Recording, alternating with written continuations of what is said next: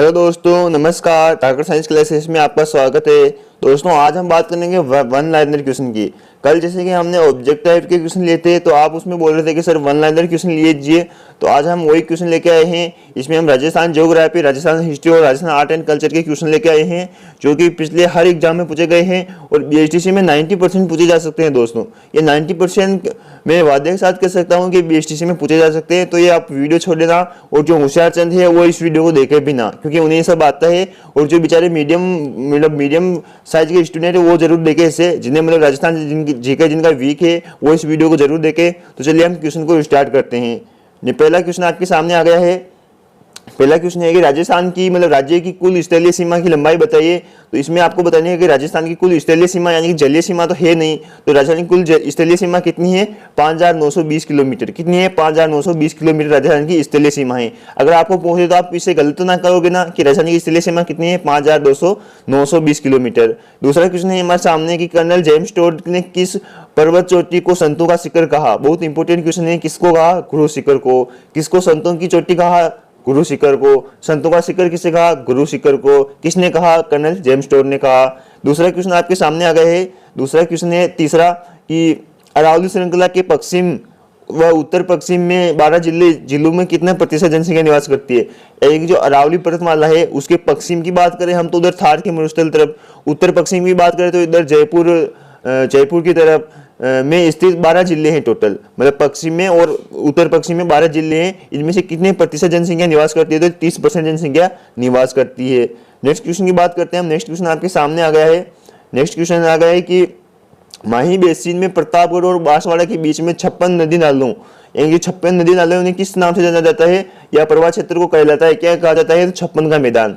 और दोस्तों, आपको 56 की पहाड़ियां अलग है, उनका आप याद रखना। 56 की पहाड़ियां जालौर में है, जबकि 56 का मैदान कहां पर है? प्रतापगढ़ और बांसवाड़ा में। यहाँ क्या है कि 56 नदी नाले हैं, 56 छोटे छोटे नदी नाले हैं, खालियां और नदियां हैं, इसीलिए उसे 56 का मैदान कहा जाता है। और उन्हीं नदी नालों से उपजाऊ मिट्टी प्रदान होती है, इसीलिए 56 का मैदान कहा जाता है।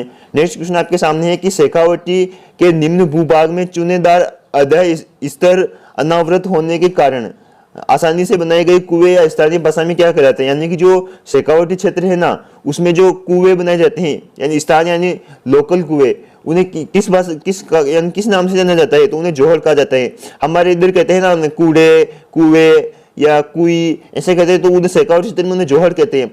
आप जाओ वहां तो वो कहेंगे हमें प्यास लग रही है, तो वो कहेंगे आप पास में जोहड़ है वहां से पानी पी लो। और हम क्या कहेंगे? आप पास में कुआं है यहाँ से पानी पी लो, तो वो कहेंगे यहाँ पास में जोहड़ है वहां से पानी पी लो। इसलिए आप शेखावटी में आपको जाएंगे, प्यास लगेगी तो आप वहाँ लोगों को क्या कहेंगे? जोहड़ क्या है? मुझे पानी पीना है। आप लोगों को क्या कहोगे कि यहाँ पर जोहड़ कहाँ है? मुझे पानी पीना है। तो आप भूलोगे तो नहीं कि जोहड़ कहाँ पर होते हैं? शेखावटी में होते हैं। और इन्हें क्या कहा जाता है? कुएं कहा जाता है। तो नेक्स्ट क्वेश्चन की बात करते हैं हम। नेक्स्ट क्वेश्चन आपके सामने आ गया है।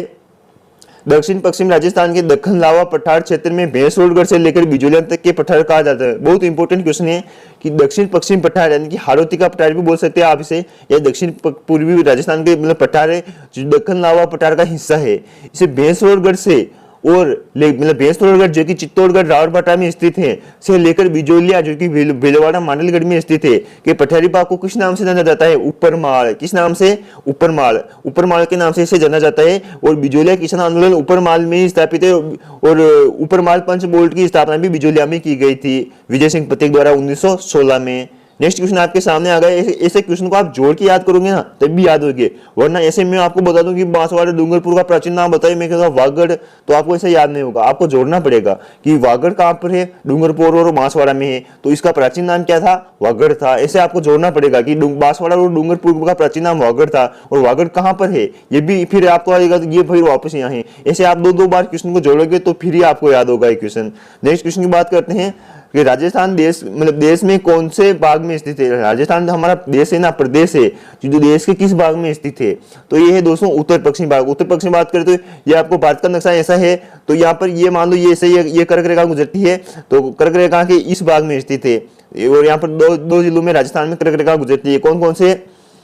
डूंगरपुर और बांसवाड़ा। डूंगरपुर और बांसवाड़ा में कर्क रेखा गुजरती है, जिसकी लंबाई लगभग 26 किलोमीटर है। कितनी है? 26 किलोमीटर है। 1 किलोमीटर लंबाई लगभग डूंगरपुर में और 25 किलोमीटर लगभग बांसवाड़ा में है। नेक्स्ट क्वेश्चन आ गया आपके सामने कि राजस्थान के क्षेत्रफल का कितना भूभाग रेगिस्तान है, यानी जो राजस्थान का क्षेत्रफल है ना उसका कितना प्रतिशत भूभाग रेगिस्तान है, थार का मरुस्थल है या कुछ भी। अगर रेगिस्तान को काट दे तो थार का मरुस्थल आ जाएगा, थार के मरुस्थल को काट दे तो पश्चिमी भूभाग आ जाएगा, पश्चिमी मरुस्थल आ जाएगा, पश्चिमी रेगिस्तान आ जाएगा। कुछ भी पूछ ले तो कितना प्रतिशत है, लगभग 2/3 भाग। कितना है, लगभग 2/3 भाग। राजस्थान के क्षेत्रफल का लगभग 2/3 भाग रेगिस्तान का है। नेक्स्ट क्वेश्चन है आपके सामने कि राजस्थान का अक्षांशीय विस्तार कितना है। राजस्थान का अक्षांशीय विस्तार पूछ रहा है, नहीं कि देशांतरीय विस्तार। तो अक्षांशीय विस्तार कितना है, 23 डिग्री 3 मिनट उत्तरी अक्षांश से 30 डिग्री 12 मिनट उत्तरी अक्षांश के मध्य। ये 23 डिग्री 3 मिनट कहाँ पर है, ये बांसवाड़ा में है। और ये कहाँ है, 30 डिग्री 12 मिनट गंगानगर में है। अगर आपको देशांतर पूछ ले तो देशांतर कितने होंगे, देशांतर होंगे 69 डिग्री 30 मिनट, 69 डिग्री 30 मिनट। पूर्वी देशांतर से कितने हैं, 78 डिग्री 17 मिनट। ये क्या है हमारा, 78 डिग्री 17 मिनट देशांतरीय विस्तार है। चलिए हम नेक्स्ट क्वेश्चन की बात करते हैं। नेक्स्ट क्वेश्चन आपके सामने आ गए हैं।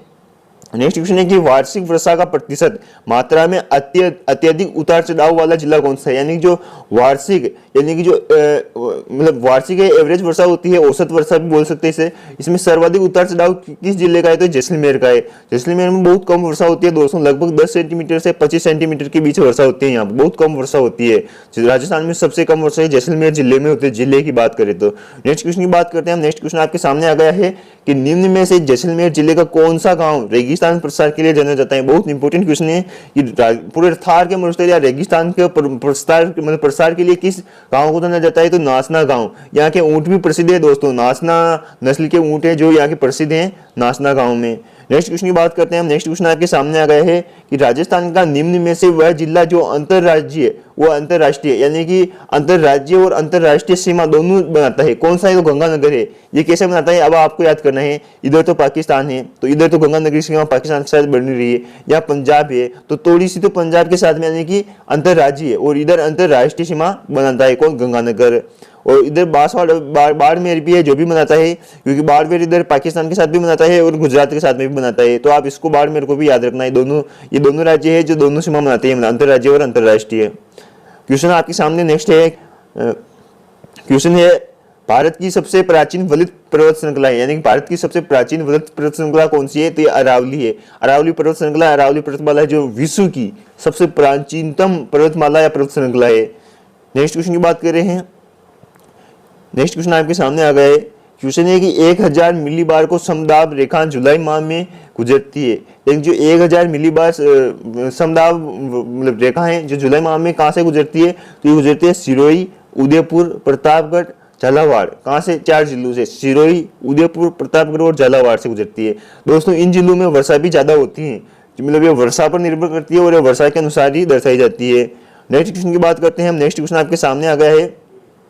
क्वेश्चन है कि राजस्थान का सबसे बड़ा जिला कौन सा है। ये पूछा राजस्थान का सबको पता है, जो कि जिलों में है, यानी कि ऑप्शन मिल जाएंगे, तो ये जैसलमेर आपको याद ही है।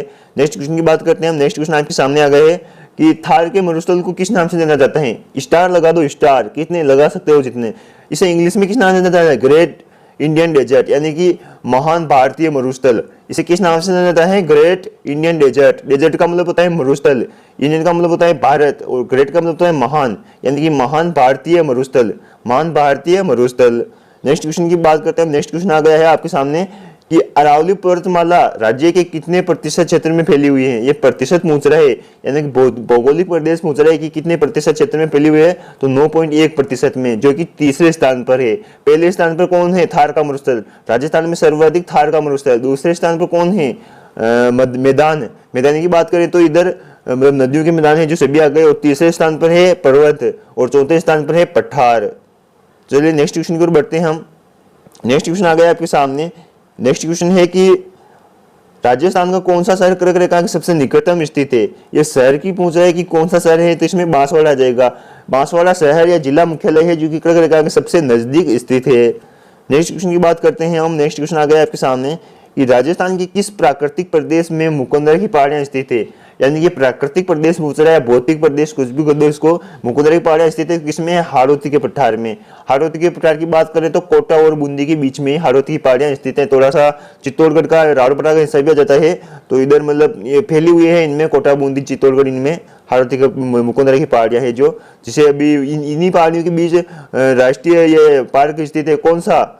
मुकुंदरा हिल्स। इन्हें इंग्लिश में मुकुंदरा हिल्स भी कहा जाता है, आप कंफ्यूज ना हो इसमें। और यहाँ राष्ट्रीय मुकुंदरा हिल्स एक नेशनल पार्क भी स्थित है यहाँ पर। नेक्स्ट क्वेश्चन की बात करते हैं हम। नेक्स्ट क्वेश्चन आपके सामने आ गए है 16वां क्वेश्चन की पूर्वी राजस्थान की जलवायु है उपाद्र। उपाद्र पूर्वी राजस्थान की जलवायु कैसी है? उपाद्र। आपको जलवायु में याद रखना है, माना कि ये राजस्थान है हमारा, तो ये राजस्थान है ना, इस राजस्थान में इधर की जलवायु को तो हम कहते हैं शुष्क जलवायु, इसके यहाँ से थोड़ी कहते हैं अर्ध शुष्क जलवायु, और इसे कहते हैं उप आर्द्र जलवायु, और इसे कहते हैं आर्द्र जलवायु, अति आर्द्र जलवायु। इसे आर्द्र जलवायु, इसे उप आर्द्र जलवायु और इसे अति आर्द्र जलवायु। आपको ऐसे याद रखना है। अति आर्द्र जलवायु में कौन कौन से जिले आते हैं आपको पूछ ले। उप आर्द्र जलवायु में, तो उप आर्द्र में आते हैं आपके जयपुर, अलवर, भरतपुर, दौसा, करौली, ये सब हैं जो उप आर्द्र में आते हैं। जबकि अति आर्द्र में ज्यादा वार्ड नहीं आते हैं, और शुष्क में जैसलमेर, अर्ध शुष्क में नागौर आते हैं। नेक्स्ट क्वेश्चन की बात करते हैं हम। नेक्स्ट क्वेश्चन आ गया आपके सामने कि राजस्थान किस ताप कटिबंधी में आता है, यानी कि राजस्थान का जो क्षेत्र है ना वो किस कटिबंध क्षेत्र में आता है, किस में आता है? तो जो उष्ण, शीतोष्ण, उपोष्ण कटिबंधी क्षेत्र में। अब आपको कुछ समझ में नहीं आएगा सर ये क्या होता है, तो हमारा राजस्थान है ना, ये कर्क रेखा है, मान लो ये कर्क रेखा है, इसे नीचे नीचे को हम कहते हैं उष्ण प्रदेश। इसे क्या कहते हैं हम? उष्ण कटिबंधीय प्रदेश। और इस कर्क रेखा से ये कर्क रेखा है मान लो, और इसके ऊपर यानी कि उत्तरी भाग को हम कहते हैं शीतोष्ण प्रदेश। क्या कहते हैं? शीतोष्ण प्रदेश। अब राजस्थान के 2 जिले तो उष्ण में आते हैं, बाकी के शीतोष्ण में आते हैं, तो इन दोनों को जोड़ देते हैं, उष्ण प्लस शुष्क शीतोष्ण, तो क्या बन जाएगा? उपोष्ण। क्या बन जाएगा? उपोष्ण। आपको हिंदी में संधि पड़ी होगी, तो इनको जोड़ने पर उपोष्ण बन जाएगा, या इसे आप सिंपल भी उष्ण शीतोष्ण कटिबंधी प्रदेश भी कहते हैं, या उपोष्ण कटिबंधी प्रदेश भी कहते हैं, क्योंकि दोनों में आता है, इसलिए इसके लिए उपोष्ण कटिबंधी शब्द का प्रयोग किया गया। अगर आपको पूछ ले मान लो मध्य प्रदेश किस में आता है, तो उष्ण में आता है, क्योंकि ये पूरा पूर्णतः कर्क रेखा के नीचे, ये भी उपोष्ण में आएगा, क्योंकि ये कर्क रेखा इसके भी बीच में गुजरती है। ये क्वेश्चन आपके सामने दूसरा आ गया है कि क्वेश्चन है कि किस जिले में 70 डिग्री ई रेखा गुजरती है। ई बोले तो ईस्ट, यानी देशांतर 70 डिग्री, ये कहाँ से गुजरती है? तो ये गुजरती है हमारे जैसलमेर से। कहाँ से गुजरती है? जैसलमेर से। नेक्स्ट क्वेश्चन की बात करते हैं हम। नेक्स्ट क्वेश्चन आ गया है आपके सामने कि राजस्थान की उत्तर से दक्षिण की लंबाई क्या है। बहुत इंपॉर्टेंट क्वेश्चन है। क्या है? 826 किलोमीटर। उत्तर से दक्षिण, अगर यहाँ से पूर्व से पश्चिम पूछ ले तो क्या होगा? पूर्व से पश्चिम पूछ ले तो क्या होगा? 869 किलोमीटर। 869 किलोमीटर याद रखनी है आपको। 869 किलोमीटर तो कहाँ से है? पूर्व से पश्चिम की है, और उत्तर से दक्षिण की कहाँ कितनी है? 826 किलोमीटर। नेक्स्ट क्वेश्चन की बात करते हैं हम। नेक्स्ट क्वेश्चन आ गया है आपके सामने कि राजस्थान की अरावली श्रेणियों की दिशा है, यानी राजस्थान में जो अरावली श्रेणियां है ना उनकी दिशा कौन सी है? तो दक्षिण पश्चिम से उत्तर पूर्व। दक्षिण ये है, पश्चिम ये है, से उत्तर पूर्व, उत्तर ये है और पूर्व ये है, यानी कि अरावली पर्वतमाला है जो ये से फैली हुई है, ये से फैली हुई है। तो राजस्थान में पूछ लिया कि अरावली पर्वतमाला का विस्तार कितना प्रतिशत है। अगर प्रतिशत पूछते ना आपको कितना प्रतिशत है, तो आपको 80% लगाना है। अरावली पर्वतमाला का विस्तार 80% राजस्थान में है, बाकी का गुजरात, दिल्ली, हरियाणा इनमें है। और बात कर ले आप राजस्थान में इसकी लंबाई कितनी है, टोटल अरावली पर्वतमाला की लंबाई कितनी है, तो टोटल आपको पता होगा 692 किलोमीटर। 692 किलोमीटर अरावली पर्वतमाला की कुल लंबाई है, और इसका 80% लगभग 550 किलोमीटर है जो राजस्थान में है ये। नेक्स्ट क्वेश्चन की बात करते हैं हम। नेक्स्ट क्वेश्चन आपके सामने आ गया है कि राजस्थान की सर्वाधिक लंबी, जो राजस्थान की सर्वाधिक लंबी सीमा किस राज्य से मिलती है। बहुत इंपॉर्टेंट है। राजस्थान की सर्वाधिक सीमा सर्वाधिक लंबी किससे मिलती है, किस राज्य से मिलती है? तो यह ऑप्शन मध्य प्रदेश है। मध्य प्रदेश इसका आंसर हो जाएगा। कितने किलोमीटर? अगर किलोमीटर पूछे तो 1600 किलोमीटर। कितने किलोमीटर? 1600 किलोमीटर सीमा है जो अंतर्राज्यीय सीमा है ये, जो कि मध्य प्रदेश के साथ लगती है, और 10 राज्यों के साथ, मतलब 10 जिलों की बात करें तो मध्य प्रदेश के भी 10 जिले और राजस्थान के भी 10 जिले, कितने? दोनों के 10-10 जिलों के साथ सीमा लगती है। और बात करें हम टोटल सीमा 1600 किलोमीटर आपको याद रखना है। और ये और क्या है, अब क्वेश्चन है कि राजस्थान की मतलब अंतर्राज्यीय सीमा कितने राज्यों के साथ लगती है। अगर संख्या पूछे तो 5 राज्यों के साथ, 5 राज्यों के साथ राजस्थान की अंतर्राज्यीय सीमा लगती है। राज्य कौन कौन से हैं? पहला है ऊपर पंजाब, फिर है हरियाणा, फिर है उत्तर प्रदेश, फिर है मध्य प्रदेश और फिर है गुजरात। तो कितने हो गए? 5 राज्य हैं जिनकी सीमा राजस्थान के साथ लगती है। और एक देश है, कौन सा? पाकिस्तान, जहाँ रेड क्लिफ रेखा भी गुजरती है, जिसकी लंबाई 1070 किलोमीटर है। कितनी है? 1070 किलोमीटर। नेक्स्ट क्वेश्चन की बात करते हैं हम। नेक्स्ट क्वेश्चन आपके सामने आ गया है कि राज्य का आर्द्र जिला कहलाता है। आर्द्र का मतलब जो कि जहाँ नमी सर्वाधिक है वो जिला कौन सा है, तो ये झालावाड़ है। कौन सा है? और क्वेश्चन है कि राज्य का शुष्क जिला कौन सा है, तो जैसलमेर आ जाएगा। क्या हो जाएगा?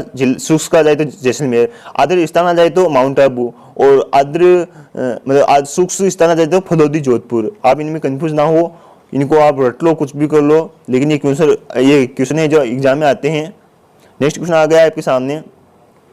नेक्स्ट क्वेश्चन है कि राजस्थान का राज्य मतलब राजस्थान राज्य का कुल क्षेत्रफल लगभग है, यानी कि राजस्थान राज्य का क्षेत्रफल पूछ रहे कितना है, तो 3,42,239 वर्ग किलोमीटर।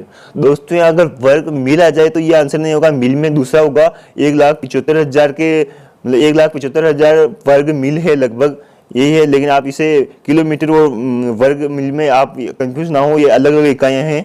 नेक्स्ट क्वेश्चन आ गया आपके सामने कि अरावली की राजस्थान में सबसे ऊंची चोटी किस नाम से, किस जिले में है? अरावली की सबसे ऊंची चोटी कौन सी है, तो गुरु शिखर है। गुरु शिखर है, जो कि किस जिले में है, सिरोही में है। गुरु शिखर की टोटल लंबाई कितनी है, 1722 किलोमीटर, 1722 मीटर। कितनी है? 1722 मीटर। 1722 मीटर है इसकी टोटल ऊंचाई, और कुछ कुछ किताबों में आपको 1727 भी मिली होगी। तो ये 1727 वहाँ एक मंदिर बना हुआ है, उस मंदिर के सहित ही इसकी ऊंचाई 1727 मीटर है। नेक्स्ट क्वेश्चन की बात करते हैं, और सिरोही में स्थित है, और मध्य भारत की या राजस्थान की सबसे ऊंची चोटी है ये गुरु शिखर, जिसे संतों का शिखर भी कहा जाता है। ये भी हमने ऊपर पढ़ा था, संतों का शिखर। यहाँ संत थे, तो कर्नल जेम्स टोड ने कहा, ये भी पूछा जाता है कि कर्नल जेम्स टोड ने किस राजस्थान के किस शिखर को संतों का शिखर कहा, तो गुरु शिखर को कहा। नेक्स्ट क्वेश्चन आ गया आपके सामने कि राजस्थान सीमा पर मतलब राजस्थान की सीमा पर स्थित भारत पाक सीमा कि किस नाम से जाना जाता है, बहुत इंपॉर्टेंट है। भारत पाक अंतर्राज्यीय सीमा को किस नाम से जाना जाता है, तो रेड क्लिफ लाइन के नाम से जाना जाता है। रेड क्लिफ सीमा या रेड क्लिफ रेखा के नाम से जाना जाता है। इसकी राजस्थान की कितने जिलों के साथ सीमा लगती है, 4 जिलों के साथ में। 4 जिले कौन कौन से? जैसलमेर, सबसे ज्यादा जैसलमेर, फिर बात करते हैं दूसरे नंबर पे बाड़मेर, तीसरे नंबर पे गंगानगर, और चौथे नंबर पे बीकानेर। तो बीकानेर की सबसे कम सीमा लगती है, फिर लगती है बाड़मेर की, गंगानगर और जैसलमेर। आप इनको याद कर लेना, ऐसे सर्वाधिक जैसलमेर की लगती है और सबसे कम बीकानेर की लगती है, आपको ये याद रखना है। नेक्स्ट क्वेश्चन की बात करते हैं हम। नेक्स्ट क्वेश्चन आ गया आपके सामने कि राजस्थान के किस जिले का क्षेत्रफल सबसे बड़ा है, जैसलमेर का है, आपको पता है। क्वेश्चन है कि राजस्थान देश के कौन से भाग में स्थित है, राजस्थान देश के, ये भी आपको पता है, उत्तर पश्चिमी भाग में स्थित है। नेक्स्ट क्वेश्चन की बात करते हैं हम। नेक्स्ट क्वेश्चन आ गया आपके सामने, बहुत इंपॉर्टेंट है, राजस्थान की आकृति क्या है। ये बीएसटीसी में पूछा जा सकता है कि राजस्थान की आकृति क्या है, तो ये विषम कोणीय चतुर्भुज है। कौन सी है? विषम कोणीय चतुर्भुज, यानी कि समकोण चतुर्भुज तो ऐसा होता है, अब इसका ही उल्टा कर दो, ये विषम कोण हो गया, तो ये विषम कोणीय चतुर्भुज हो गई। नेक्स्ट क्वेश्चन की बात करते हैं हम। नेक्स्ट क्वेश्चन आ गया आपके सामने। नेक्स्ट क्वेश्चन है कि राजस्थान राज्य की अंतरराज्यीय सीमा की कुल लंबाई कितनी है, 1070 किलोमीटर, ये आपको पता ही है। अब ये क्वेश्चन इंपोर्टेंट आ गया है कि राणा प्रताप सागर बांध है जो राजस्थान के किस जिले में या किस स्थान पर स्थित है, रावरपटा स्थान पर स्थित है। जिले की बात करें चित्तौड़गढ़ आ जाएगा। क्या आ जाएगा? चित्तौड़गढ़ आ जाएगा, चित्तौड़गढ़ में यह स्थित है। नेक्स्ट क्वेश्चन की बात करते हैं। नेक्स्ट क्वेश्चन आ गया आपके सामने कि इंदिरा गांधी नहर का उद्गम स्थल है, बहुत इंपॉर्टेंट क्वेश्चन है ये। इंदिरा गांधी नहर का उद्गम स्थल कौन सा है, तो हरिके बैराज, न कि बांगड़ा नागल। बहुत से बच्चे इसमें इंदिरा गांधी नहर की जगह बांगड़ा नागल से निकलते हैं, उससे नहीं निकलती है। हरिके बैराज बांध है जो कि व्यास नदी पर बनाया गया है, उसी पर निकलती है इंदिरा गांधी नहर। नेक्स्ट क्वेश्चन की बात करते हैं हम। नेक्स्ट क्वेश्चन आपके सामने है, राजसमंद झील का निर्माण किस नदी पर कब हुआ। बहुत इंपॉर्टेंट क्वेश्चन। राजसमंद झील है जो कि यहाँ पर 25 शिलाओं में उत्कीर्ण शिलालेख हैं जो मेवाड़ के इतिहास को बताते हैं, जो महाराणा राज सिंह ने खुदवाए थे। सफेद शिलाओं पर स्थित है, सफेद मतलब पत्थर पर स्थित है। तो ये किस नदी पर है, तो गोमती नदी पर है। किस पर है? राजसमंद झील किस पर है? गोमती नदी पर है। नेक्स्ट क्वेश्चन है आपके सामने, जग मंदिर व जग निवास महल किस झील में है। बहुत इंपॉर्टेंट है, जगतो मंदिर है और जगी निवास महल है, ये किस नदी पर झील पर स्थित है, तो ये है पिछोला झील पर। दोस्तों की कहाँ है पिछोला झील, कहाँ है? उदयपुर में। कहाँ है ये? उदयपुर में। आप उदयपुर में पिछला झील स्थित है। नेक्स्ट क्वेश्चन आ गया आपके सामने की अलवर झील, अलवर कौन सी झील के लिए प्रसिद्ध है, यानी अलवर की सबसे प्रसिद्ध झील कौन सी है, तो सिलीसेट झील है जो कि अलवर की सबसे प्रसिद्ध झील है। ये क्वेश्चन बीएसटीसी में पूछा हुआ है कि मुस्सी रानी या मुस्सी रानी का महल किस जिले में स्थित है, तो अलवर में। मुस्सी महारानी या मुस्सी रानी, मुस्सी रानी या मुस्सी महारानी का महल किस जिले में स्थित है, अलवर में स्थित है, याद रखना आप इसको। नेक्स्ट क्वेश्चन आपके सामने आ गया है कि जवाई बांध किस जिले में स्थित है। बहुत इंपॉर्टेंट क्वेश्चन है कि जवाई बांध है जो किस जिले में स्थित है, पाली में है। इसे और किस नाम से, इस जवाई बांध को और किस उपनाम से जाना जाता है, आप इसे कमेंट बॉक्स में बताइए मुझे कि जवाई बांध है ना, ये और किस उपनाम से जाना जाता है, इसमें बताइए। मारवाड़ की इसे किस नाम से जाना जाता है, आप बताइए। ये पाली में स्थित है, इसे मारवाड़ की रूपरेखा के नाम से भी जाना जाता है, और इसे किस नाम से जाना जाता है, आप कमेंट बॉक्स में जरूर बताइए। नेक्स्ट क्वेश्चन है आपके सामने कि चंबल नदी अंततः समाहित हो जाती है, यानी कि चंबल नदी का अंत बिंदु कौन सा है, यानी चंबल नदी का समाप्त कहाँ होता है, तो यमुना नदी में। यमुना नदी में आपको पता होगा उत्तर प्रदेश में मिलती है ये यमुना नदी में, जो यहाँ इसका अंत बिंदु है, और ये प्रारंभ होती है मध्य प्रदेश से। 3 राज्यों की प्रमुख नदी है, कौन, चंबल नदी। नेक्स्ट क्वेश्चन, और इस पे 4 बांध बने हुए 3 राज्यों में, कौन कौन से, गांधी सागर बांध, राणा प्रताप सागर बांध, जवाहर सागर बांध और कोटा बैराज। ये चारों बांध है जो क्रमशः मैंने बताई है आपको, जो कि उत्तर से दक्षिण से उत्तर दिशा की ओर हैं। इनको क्रम में जमा सकता है, आप पूछ सकता है क्वेश्चन। नेक्स्ट क्वेश्चन है आपके सामने कि जाखम डैम राजस्थान के किस जिले में है, यानी जाखम बांध है ना, राजस्थान किस जिले में है, प्रतापगढ़ जिले में है। जाखम बांध बहुत इंपॉर्टेंट है, राजस्थान का सबसे ऊंचा बांध है ये जाखम बांध। नेक्स्ट क्वेश्चन की बात करते हैं हम। नेक्स्ट क्वेश्चन आ गया आपके सामने कि मानसी वाकल नदी का उद्गम स्थल है। मानसी वाकल नदी है ना, जिसका उद्गम स्थल कहाँ है, तो घोगुंदा की पहाड़ियां उदयपुर में है। यहाँ से एक नदी और निकलती है घोगुंदा की पहाड़ियों से, कौन सी, आहड़ नदी का नाम सुना होगा आपने, आहड़ नदी। आहड़ नदी या बेड़स नदी, बेड़स नदी भी कहते हैं इसे, और आहड़ नदी भी कहते हैं। नेक्स्ट क्वेश्चन आपके सामने आ गए है कि 12मासी नदियां हैं। 12मासी नदियां में कौन सी है, तो चंबल नदी है, जो कि एक 12मासी नदी है। नेक्स्ट क्वेश्चन आ गया है आपके सामने कि किस नदी को वागड़ व कांठल की गंगा कहा जाता है। बहुत इंपॉर्टेंट है कि किस नदी को वागड़ व कांठल की गंगा कहा जाता है, माही नदी को। माही नदी दोस्तों राजस्थान के 2 जिलों में गुजरती है, बांसवाड़ा और डूंगरपुर, वहीं से इसे मतलब कांठल की गंगा कहा जाता है, क्योंकि ये 12मासी नदी है, ये भी एक, और इसमें माही परियोजना चालू की गई है। नेक्स्ट क्वेश्चन है कि इंदिरा गांधी नहर परियोजना का पानी किस बांध से मिलता है, हरी के बिरार से मिलता है, रट लो इसको, बहुत इंपॉर्टेंट क्वेश्चन है, बहुत से एग्जाम में पूछा हुआ है। और नाली कहते हैं क्वेश्चन। नेक्स्ट क्वेश्चन है आपके सामने कि नाली, नाली किसे कहते हैं, तो घग्गर नदी के पाट को। घग्गर नदी के पाट को क्या कहते हैं, नाली प्रदेश कहते हैं, नाली। ये नाली के रूप में बहती है, इसे नाली कहते हैं, और ये उत्तरी राजस्थान में है, हमारे उत्तरी राजस्थान के जिलों में इसे नाली प्रदेश के नाम से जाना जाते हैं। नेक्स्ट क्वेश्चन है आपके सामने कि रेगिस्तान के उत्पन्न वायु भंवर होते हैं, उन्हें क्या कहते हैं, बबूलिया कहते हैं। यानी जो रेगिस्तान में उत्पन्न जो हवाएं होती हैं और मिट्टी धूल भरी आंधियां चलती हैं, उन्हें क्या कहते हैं, बबूलिया कहते हैं, जिसे स्थानीय भाषा में बगुलिया कहते हैं। बगलिया या बबूलिया दोनों ऑप्शन में मिल सकते हैं। बबूलिया बगलिया जो धूल भरी आंधियां चलती हैं उन्हें कहते हैं। नेक्स्ट क्वेश्चन आपके सामने आ गया है कि राजस्थान के किस जिले में पलाया जिले पाई जाती हैं। बहुत इंपॉर्टेंट है, जैसलमेर जिला है जिसमें पलाया जिले पाई जाती हैं। और यहाँ बूल झील का भी देखा होगा आपने, बूल झील भी है जो भी यहीं पर है जैसलमेर में। नेक्स्ट क्वेश्चन की बात करें कि राजसमंद झील का निर्माण महाराजा राज सिंह ने कब करवाया, तो 1662 से 1668 के बीच में महाराणा राज सिंह ने राजसमंद झील का निर्माण कराया, जो कि राजसमंद में है। नेक्स्ट क्वेश्चन की बात करते हैं हम। नेक्स्ट क्वेश्चन आ गया है आपके सामने। नेक्स्ट क्वेश्चन है, बहुत इंपॉर्टेंट क्वेश्चन है कि राजसमंद में एक ही आंदोलन का सूत्रपात किसने किया।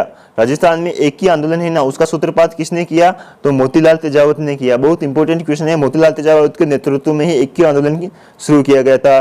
दूसरा क्वेश्चन है आपके सामने कि राजस्थान में 1857 की क्रांति का प्रथम विद्रोह कहाँ हुआ था या कौन सा था, तो नसीराबाद में हुआ था, जो कि 28 मई 1857 में हुआ था, जो कि नसीराबाद में हुआ था। वो राजस्थान का यह प्रथम विद्रोह था। कौन सा था, प्रथम विद्रोह था।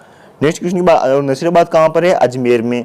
नेक्स्ट क्वेश्चन है आपके सामने कि भील एवं घरासियों को एकत्रित करने के लिए संप सभा की स्थापना किसने की, तो गोविंद गिरी जी हैं, इन्होंने संप सभा की स्थापना की, और इन्होंने आदिवासी या जनजातियों के लिए बहुत अच्छा काम किया, इसलिए इन्हीं के नाम पर मतलब अभी गोविंद गुरु विश्वविद्यालय है, जो कि कहाँ है, विद्यालय है, महाविद्यालय है, जो डूंगरपुर और बांसवाड़ा में है। नेक्स्ट क्वेश्चन की बात करते हैं हम। नेक्स्ट क्वेश्चन आ गया है कि 1857 में आउवा के किस ब्रिटिश पॉलिटिकल एजेंट की हत्या की थी, तो कैप्टन मॉक मेसन ने इनकी हत्या कर दी थी, और इन्हीं का सर काट के आउवा के किले पर लटका दिया था। और फिर लोग गीत गा रहे थे राम से कि ढोल बाजा बैंड बाजा और बाजा बाजिया, एजेंट को सिर काट के दरवाजे पे टांग किया। 1857 की क्रांति में बहुत गीत गाए थे लोगों ने सभी, और इसका सिर धूमधाम से बहुत मतलब गर्दन से अलग करके धड़ वहीं पटक दिया, और क्रांतिकारियों ने इनका सिर काट के किला पर मतलब वहाँ इनका आउवा का किला है वहां पर इन्होंने लटका दिया था। अंग्रेज डर गए थे इनसे कि यार ये कैसे लोग हैं। नेक्स्ट क्वेश्चन है आपके सामने। नेक्स्ट क्वेश्चन, सर्वहितकारी सभा राजस्थान में के भागीरथ कहा जाता है, यानी कि जो सर्वहितकारी सभा द्वारा मतलब राजस्थान का भागीरथ किसे कहा जाता है, ये एक सभा है दोस्तों, सर्वहितकारी सभा। इसने मतलब भागीरथ, राजस्थान का भागीरथ किसे कहा, अब क्वेश्चन ये भी पूछा जा सकता है कि राजस्थान का भागीरथ किसे कहा जाता है। क्वेश्चन ये भी है इंपॉर्टेंट है, इसे भी ये लिख लो आप कि राजस्थान का भागीरथ किसे कहा जाता है, तो महाराजा गंगा सिंह को कहा जाता है। अब इन्हें क्यों कहा जाता है, क्वेश्चन ये उठा है कि गंगा सिंह को राजस्थान का भागीरथ क्यों कहा जाता है। तो इन्होंने दोस्तों घग्घ नहर का निर्माण करवाया था। किस नहर का, घग्घ नहर, जो कि गंगानगर में है। घग्घ नहर है, इसका निर्माण किसने करवाया, तो महाराणा गंगा सिंह ने करवाया। कब करवाया था, 1927 में। कब, 1927 में महाराणा गंगा सिंह ने घग्घ नहर का निर्माण करवाया था। नेक्स्ट क्वेश्चन की बात करते हैं हम।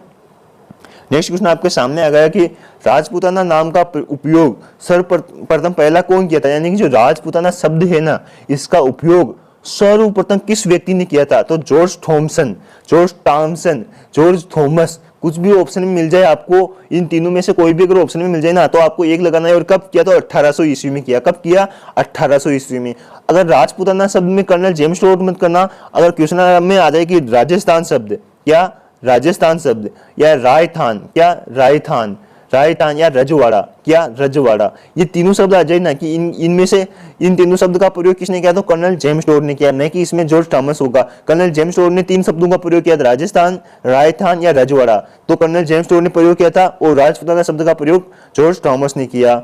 नेक्स्ट क्वेश्चन की बात करते हैं हम। नेक्स्ट क्वेश्चन आ गया कि राजस्थान शब्द का शाब्दिक अर्थ है। बहुत इंपॉर्टेंट क्वेश्चन है कि राजस्थान शब्द है ना, इसका शाब्दिक अर्थ क्या है, तो इसका अर्थ होता है राजाओं का आवास। मतलब हमारे राजस्थान के सभी लोग राजा हैं दोस्तों, राजाओं का आवास मतलब राजस्थान शब्द का शाब्दिक। अब क्वेश्चन पूछे कि राजस्थान दिवस कब मनाया जाता है, ये भी इंपॉर्टेंट है, तो आपको पता होगा 30 मार्च। कब, 30 मार्च को ही राजस्थान दिवस मनाया जाता है। नेक्स्ट क्वेश्चन आ गया आपके सामने।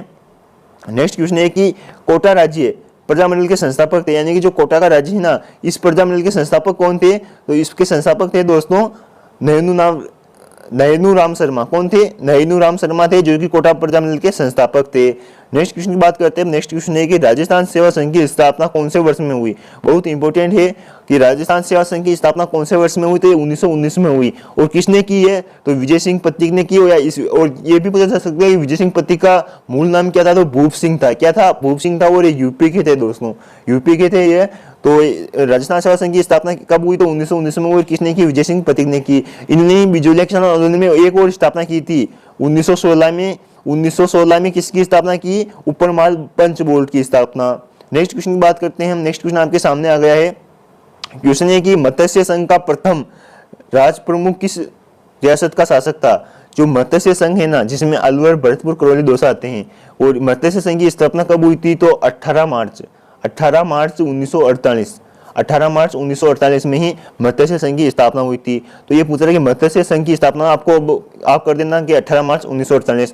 इसका प्रथम राज प्रमुख या राज्यपाल या गवर्नर किस रियासत के शासक को बनाया, तो धौलपुर रियासत का शासक था, उसी को ये बनाया गया था। तो आप कमेंट बॉक्स में मुझे जरूर बताइए कि धौलपुर रियासत का राज प्रमुख का नाम बताना है आपको, कि धौलपुर रियासत का राज प्रमुख कौन था, कमेंट बॉक्स में बताना है आपको जल्दी से। नेक्स्ट क्वेश्चन की बात करते हैं हम। नेक्स्ट क्वेश्चन आ गया आपके सामने कि अजमेर है ना, राजस्थान के विलय हुआ था, यानी अजमेर का विलय राजस्थान में कब हुआ था, तो ये हुआ था, तारीख याद रखनी है आपको, 1 नवंबर 1956। 1 नवंबर 1956 को ही राजस्थान में अजमेर का विलय हुआ था, और इसे जिला और संभाग दोनों बनाया गया। नेक्स्ट क्वेश्चन की बात करते हैं हम। नेक्स्ट क्वेश्चन है कितने सोपानों में सिरोही राजस्थान का विलय हुआ, मतलब सिरोही का राजस्थान में विलय हुआ, यानी कि जो सिरोही जिला है ना, उसका राजस्थान में विलय कितने सोपानों में, कितने भागों में हुआ, तो 2 भागों में हुआ था। सिरोही का विलय दो टुकड़ों में हुआ था। एक बार तो सिरोही को शामिल किया था, दूसरी बार माउंट आबू को। नेक्स्ट क्वेश्चन की बात करते हैं हम। नेक्स्ट क्वेश्चन आपके सामने आ गया है। ये सिरोही गुजरात में मिलना चाहता था कि हम तो गुजरात में मिलेंगे, तो सरदार वल्लभ भाई पटेल भी बहुत मतलब जोर डाल रहे थे कि हम सिरोही को गुजरात में मिलाएंगे, लेकिन हमारे राजस्थान की भोगीलाल जी पांडे मतलब गोकुल भाई भट्ट हैं, इन्हीं की वजह से सिरोही को राजस्थान में मिलाया गया है दोस्तों। नेक्स्ट क्वेश्चन है कि हल्दी घाटी का युद्ध हुआ, कब हुआ, हल्दी घाटी का युद्ध हुआ 18 जून आपको अधिकतर इतिहासकार मानते हैं, आपको तारीख याद रखनी है 18 जून, 21 जून आपको याद नहीं रखनी है, तारीख है कि 1576। अगर ऑप्शन में आ जाए उस हिसाब से आप लगा देना, 18 जून या 21 जून दोनों में से एक ही मिलेगा आपको ऑप्शन। नेक्स्ट क्वेश्चन है ये पश्चिमी क्षेत्र, जो पश्चिम का क्षेत्र है ना, सांस्कृतिक केंद्र का मुख्यालय वो कहाँ है, तो उदयपुर में है। जो पश्चिम में है, ये पश्चिम में लगभग उदयपुर दक्षिण में है, लेकिन ये भारत के संदर्भ में पूछ रहा है कि पश्चिम क्षेत्र की बात करें तो ये कहाँ पर है, तो ये है मुख्यालय है उदयपुर में है। नेक्स्ट क्वेश्चन की बात करते हैं हम। नेक्स्ट क्वेश्चन आपके सामने आ गया है।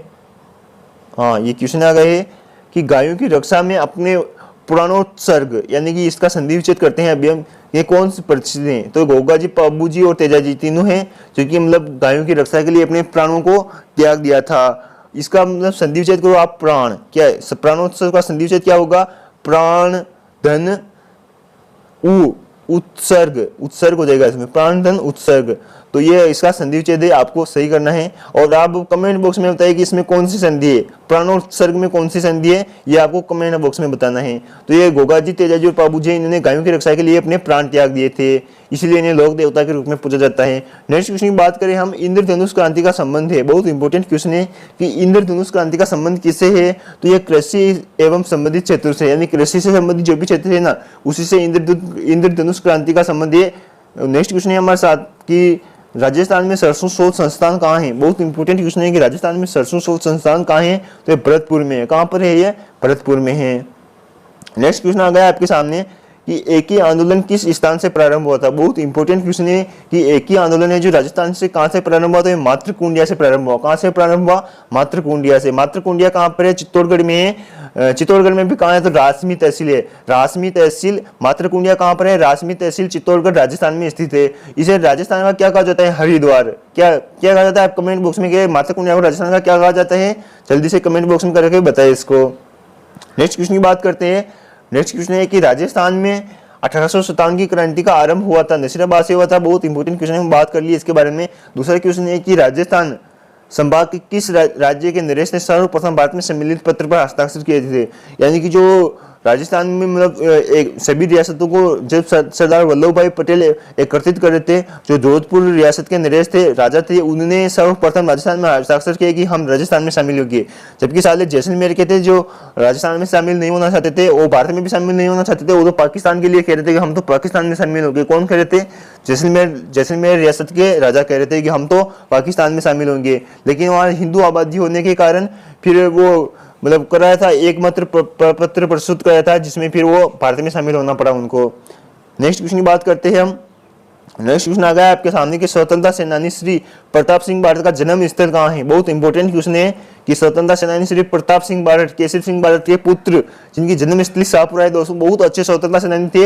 इन्होंने कहा था कि बहुत वीर क्रांतिकारी हैं, मतलब बहुत अच्छे क्रांतिकारी हैं। इनका अगर आपने इतिहास ना पढ़ा तो गूगल के पीछे सर्च करें, वो इनका जीवनी पढ़े दोस्तों। नेक्स्ट क्वेश्चन है हमारे साथ कि राजस्थान का पहला किसान आंदोलन हुआ था, बिजोलिया किसान आंदोलन। बहुत इंपॉर्टेंट है, भारत का और राजस्थान के सबसे प्रथम और पहला है, बहुत इंपॉर्टेंट है। ये कब प्रारंभ हुआ था? 1897 ईस्वी में प्रारंभ हुआ था बिजोलिया में, और 1941 में यह समाप्त हुआ था। ये लगभग 44 वर्षों तक चला था दोस्तों।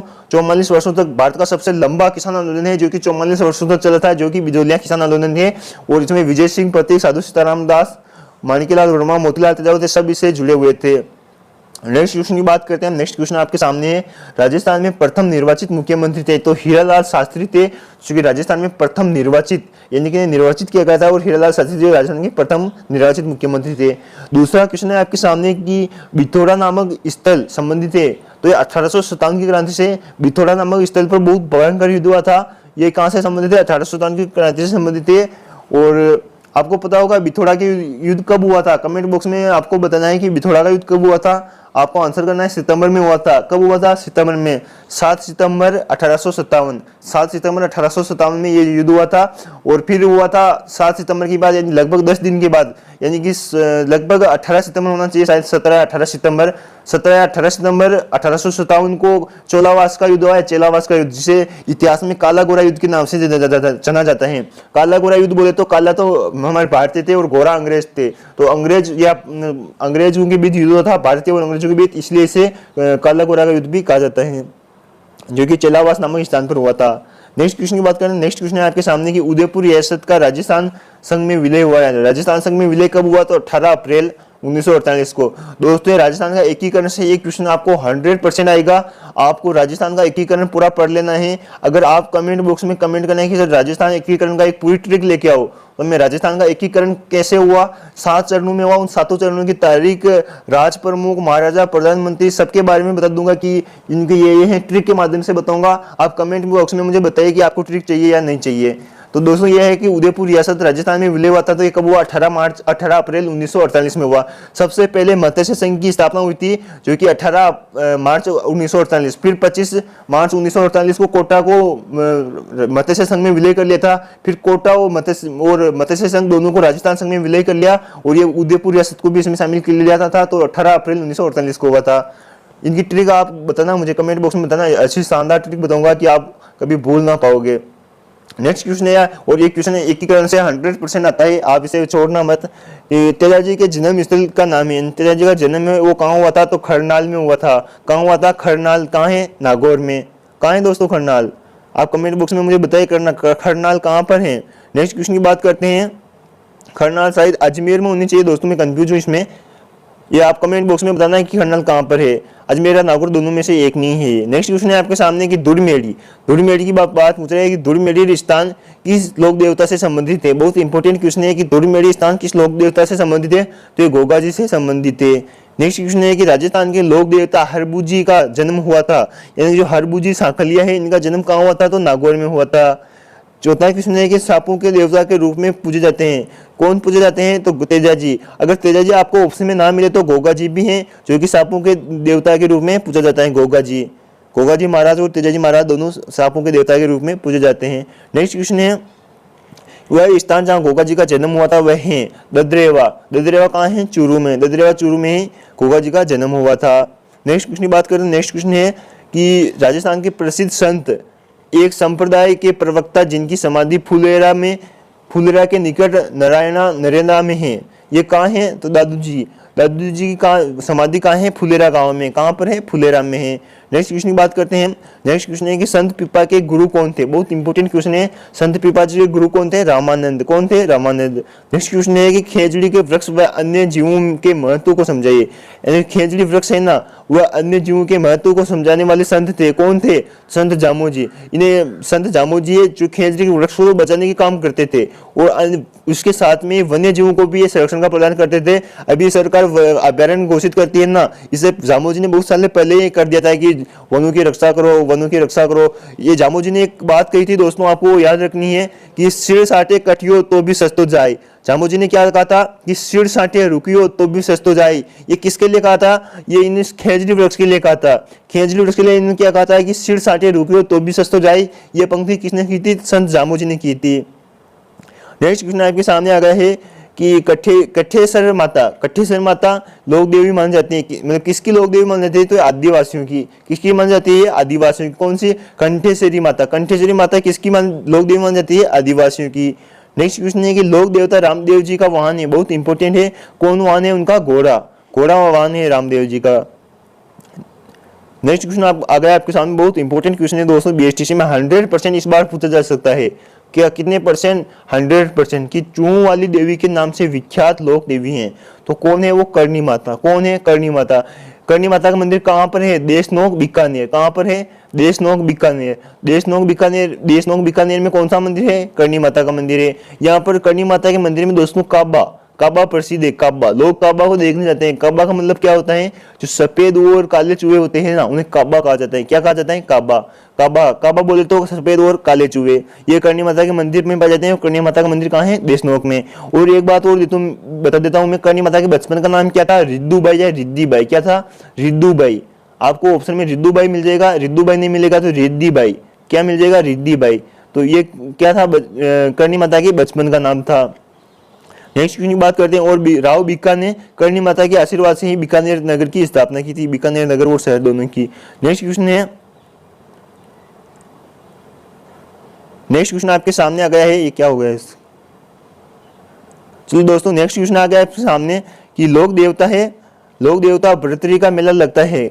कब लगता है लोक देवता भर्तृहरि का मेला? तो ये लगता है भाद्र शुक्ल अष्टमी को। कब लगता है? भाद्र शुक्ल अष्टमी को। नेक्स्ट क्वेश्चन है आपके सामने कि भारतीय डाक विभाग ने किस लोक देवता की फड़ पर डाक टिकट जारी कर दिया था। बहुत इंपॉर्टेंट क्वेश्चन है कि भारतीय डाक विभाग ने मतलब किस लोक देवता की फड़ पर डाक टिकट जारी किया था?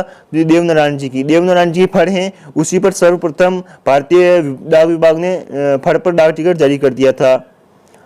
नेक्स्ट क्वेश्चन की बात करते हैं हम। आज का नेक्स्ट क्वेश्चन और अंतिम क्वेश्चन है कि लोक देवता भर्तृहरि जी संन्यास लेने से पूर्व किस राज्य के शासक थे? यानी जो लोक देवता है ना भर्तृहरि, जी, ये संन्यास लेने से पूर्व किस के शासक थे, यानी कि राजा थे, तो ये उज्जैन के शासक थे या राजा थे, इनने फिर बाद में संन्यास ले लिया था। तो चलिए दोस्तों, आज की क्लास को यहीं समाप्त करते हैं। आप कमेंट बॉक्स में मुझे बताइए कि आज की क्लास आपको कैसी लगी और नेक्स्ट क्लास आपको किस टॉपिक पर चाहिए, कि आपको ट्रिक के आपको कौन से ट्रिक चाहिए वो बताइए मुझे। मैं आपको ट्रिक लेके आऊँगा जो आपको मतलब याद जल्दी से याद हो जाएगी। आज की क्लास को यहीं समाप्त करते हैं। धन्यवाद।